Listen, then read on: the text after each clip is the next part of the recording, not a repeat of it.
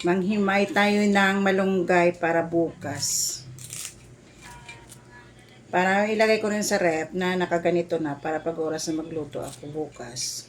Naka-ready na. Kanina lang to dinala ni tatay nung hapon. Kasi hindi ako pumunta sa garden, maulan-ulan. Kaya dinala na lang ako ni tatay kasi sabi ko, magtinola ako bukas ng gabi, tapos magmunggo din ako sa tanghali. Masarap yung munggo na ginisang munggo na may malunggay tsaka alugbati. Tapos i-partner mo sa pritong daing. Yung daing na dalagang bukid. Galing ng Mindoro. Mindoro ba yun? O, binili ko kahapon. Anong isang araw pa?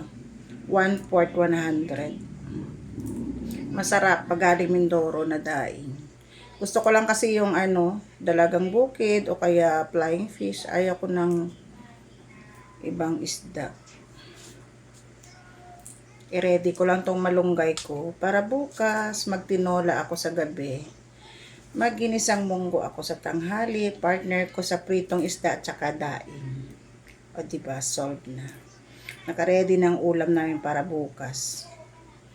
Ngayon, ang ulam namin, sinabawan na bangus na maraming kamatis tsaka sibuyas na nilagyan ko ng talbos ng kamote. Siyempre, galing din yun sa garden ni tatay. Tsaka maraming siling, haba.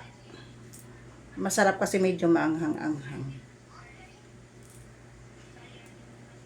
Diba? May naka-ready na para bukas. O, at least wala ka nang isipin. Kasi Friday daw, munggo day. Ako naman kahit anong araw, basta gusto ko magmunggo. Munggo kaya paborito ko, basta ginisang munggo. Masarap din yung dahon ampalaya. Hindi na ako nakapag ng dahon ampalaya. Wala na pala yung ampalaya namin sa garden, tinanggal ni tatay kasi expire na sila. Tanim na naman kami ulit ni tatay ng bago. Magtatanim si tatay naman ng bagong ampalaya tsaka patola. Yung sigarilyas pala namin na madami, namumulaklak na. Ay nako. Sigarilyas naman ang ipabida-bida ko. Pero marami pa rin kami mga gulay-gulay doon sa garden. Pag ako kasi naglagay ng malunggay sa ref, pinihimay ko na. May bagyo naman pala ngayon.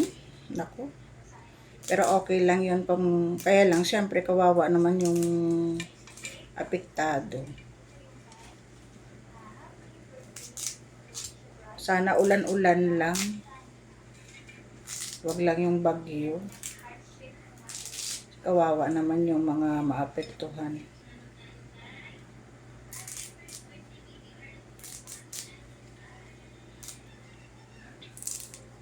Meron din pala dito alugbati, dala si tatay. Ganda, sariwang-sariwa. Ano to siya? Bukas ilalagay ko yan sa munggo. Alugbati, tsaka konting malunggay, kasi ibang malunggay para sa tinola ko. O, diba?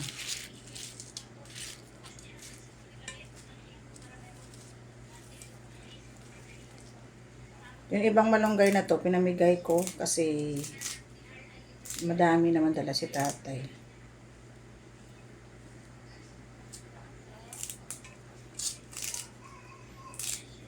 Yung ibang gulay namin binebenta. Kasi syempre para naman si tatay. Matuwa si tatay. Lalo na yung mga pechay namin, syempre sobrang dami. Tsaka hirap si tatay magdilig doon Kaya binebenta namin yung pechay. Pero syempre, hindi kagaya sa palengke. Syempre, mas mura. Tsaka fresh pa. Pag sa palengke, 100 ang kilo. Sa amin, 50 lang. Diba? Hindi naman siguro 100 ang kilo sa palengke ng pechay. No?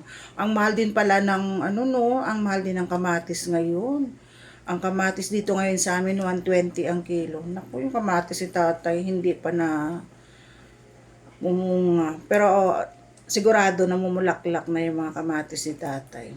Tapos, yung luya, 120 din. Pakita ko pala sa inyo bukas yung luya kasi naalala ko may tanim pala si tatay na luya. Tingnan ko kung marami na siyang laman. Ba? Magkapag-hukay muna ng luya bukas. Papakita ko sa inyo. Kasi nakita ko nung isang araw, sabi ko, ay, nakalabas na yung laman ng ng luya. Makapagkuha mo na habang mahal yung luya. Ay, madami na rin yun. Madami na rin yun kasi nakita ko madami na siyang tumubo ba. Pakita ko sa inyo bukas pag nakapunta ako sa garden ni tatay.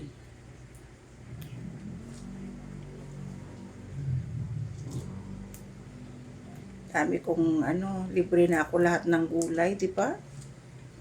Lahat na gulay na kinakain namin nasa garden ni tatay. Isang pa. May papaya na kami, tsaka tanglad, malunggay para sa tinola bukas sa gabi. Tapos, ito naman yung ibang malunggay, tsaka alugbate, para rin naman sa munggo. Munggo na lang yung may presyo doon, 'di ba? Tsaka yung pansahog. Siyempre, ang problemahin ko naman, yung pang Sabado. Ay, wala problema yan. Madali lang yan. Konting diskarte lang yan. Ang laki-laki ng maititipid mo, di ba?